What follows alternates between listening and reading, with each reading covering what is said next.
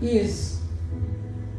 Diz assim a palavra do Senhor no Antigo Testamento, não no Velho, mas no Antigo Testamento, do qual eu consigo retirar e entender e enxergar Jesus. Algumas pessoas leem o Antigo Testamento e não conseguem ver Jesus. Eu consigo ver Jesus no Antigo Testamento e no Novo Testamento. Glória a Deus, porque Jesus, Ele era, Ele é, Ele há de vir. Antes que todas as coisas fossem criadas, Jesus já era, Ele já existia. A pré-existência de Cristo é inegociável. Façamos o homem à nossa imagem, à nossa semelhança. Deus falou, o Elohim falou em Gênesis capítulo 1, na recriação da terra. Então Jesus já estava lá, desde o princípio dos princípios, o princípio dos princípios eternamente existe. Aleluia! Diz assim para você que já achou o endereço. Vamos para o versículo 4 do capítulo 16 de Juízes. Aleluia. Diz assim: e depois disso aconteceu que se afeiçoou a uma mulher. Diga comigo, uma mulher. Do vale de Sorek. Como é que está aí a sua tradução? Sorek? Que significa vale das muitas águas. Cujo nome era Dalila. Dalila significa oscilante, pendente, natural do Sorek, natural do vale das muitas águas, uma mulher inconstante, uma mulher de ânimo doble, uma mulher oscilante. Dalila. Desculpe se a sua mãe escolheu o seu nome de Dalila sem saber o significado. Eu tenho uma tia chamada Dalila, foi casada com meu tio, irmão da minha mãe, e eu nunca entendi porque a mãe dela fez isso com ela, mas a gente coloca uns nomes esquisitos nas crianças sem saber o significado. Mas para tudo tem um jeito, fique tranquila. Você pode transformar o nome da Dalila e a partir da sua existência não mais será uma mulher de ânimo doble, nem inconstante. Amém? A partir da sua vida o nome da Dalila até muda. Então os príncipes dos filisteus subiram a ela, quem? A Dalila, e lhe disseram: persuade-o e vê em que consiste a sua grande força e como poderíamos assenhorar-nos dele. Essa palavra assenhorar-nos é muito importante. Preste bem atenção nessa palavra. Ou apoderar, mas assenhorar, gosto mais dessa versão. Assenhorarmos dele e amarrá-lo, para assim afligirmos, e te daremos, cada um de nós, 1.100 moedas de prata. Disse, pois, Dalila a Sansão: declara-me, peço-te, em quem consiste a sua força? Em que consiste a sua força? E com que poderia ser amarrado para te poder afligir? Eu disse, eu não, disse, para te poder afligir. Disse-lhe Sansão: se me amarrarem com 7 vergas de vimes frescos, que ainda não estiverem secos, então me enfraqueceria e seria como qualquer outro homem. Vamos até aí, que você já conhece a história. Ele vai dizendo várias coisas diferentes para Dalila, ele vai mentindo para ela, ele vai enganando ela, mas acima de tudo ele vai brincando com ela, ele vai ficando à vontade com ela.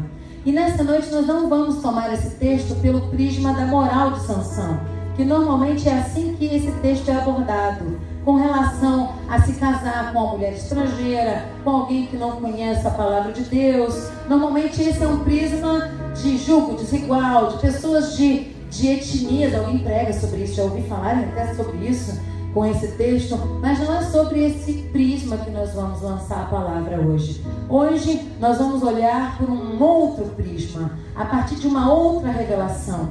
Porque quando eu vejo alguém vendendo alguém por moedas de prata, eu me lembro do que fizeram com Jesus. Quando eu vejo alguém sendo infiltrado para descobrir os segredos de um ungido por dinheiro, me lembro Judas. Não tem como correr disso. A cada 12 tem um traidor. Fique tranquilo, alguém vai te trair na vida mesmo. Não tem para onde correr. É só fazer uma conta, para cada 12, um vai ser Judas. Vá deixando a sua casca um pouco mais grossa.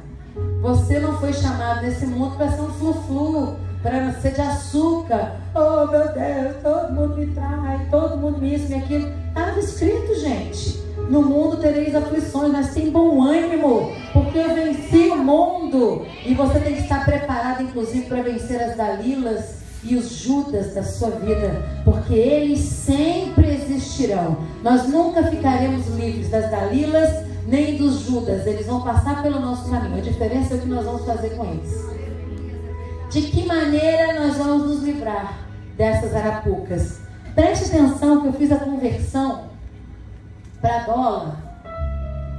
Dalila, ela recebeu de cada um dos príncipes 1.100 moedas de prata, aproximadamente 2.422 dólares de hoje.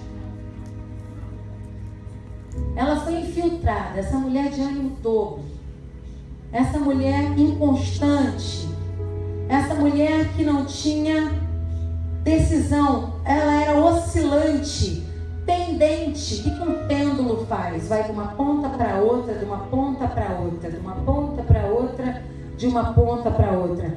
Dalila aponta para nós para uma pessoa que não tem personalidade própria, uma pessoa que não é decidida.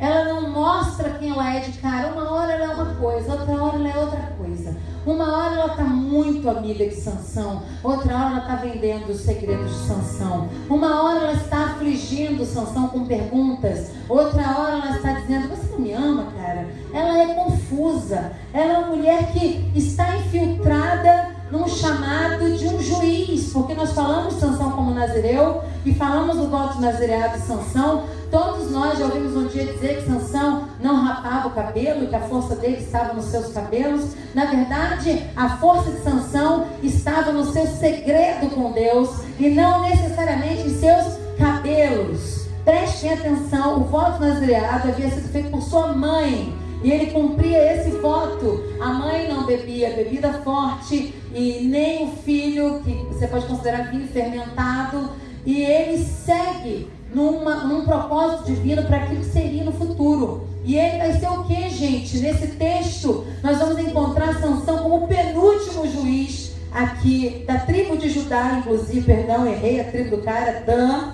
Ele era juiz da tribo de Dan e ele estava como penúltimo juiz até que não haveria mais governo em Israel. É uma situação muito parecida com o que nós estamos vivendo hoje. Uma época em que os juízes precisam legislar no lugar de um presidente. É algo muito parecido com os juízes. Uma época em que os juízes precisam funcionar, o ministério profético precisa funcionar, porque não há mais governo sobre a terra. Juízes, durante o período de juízes, 15 juízes se apresentaram. Sansão é o penúltimo juiz dessa era. Ele é o penúltimo. É como se fosse a esperança da nação e do movimento profético sobre Israel. E ele anda com uma pessoa que queria liderar, ela queria investir no segredo de Sansão. Eu estou falando de guerra espiritual aqui, gente. Eu não estou falando de pecado moral. Eu não estou falando de pecado de traição somente. Eu estou falando de batalha espiritual. Porque Israel estava com os circunvizinhos ali, os filisteus. Eram 5 príncipes diferentes ao redor da nação de Israel. 5 príncipes, diga comigo, 5 príncipes. 5 príncipes inimigos ao redor de Sansão. E o povo sendo afligido, mantido como escravo. Sansão se levanta em pureza, em visão espiritual, para acabar com a malignidade daqueles que adoravam a Dagon, que adoravam os principados desse tempo. Os principados, eles consistem em espíritos malignos que são adorados por um grupo, seja esse grupo uma nação, um estado, um país. Esses grupos, eles são daqueles que gloriam-se e dão glória a um tipo de demônio em movimento, e eles colocam esses demônios em pedestais espirituais e dão aquela cidade, aquele bairro, aquela nação nas mãos de certos demônios. Esses 5 príncipes falam muito para nós de domínios espirituais ao redor de Israel. E Sansão fala muito para nós sobre a autoridade profética da igreja e dos ministérios proféticos em cada cidade. Havia uma expectativa, havia uma esperança para o povo de Israel. Havia uma expectativa na família de Sansão, naqueles que estavam ao seu redor. Eles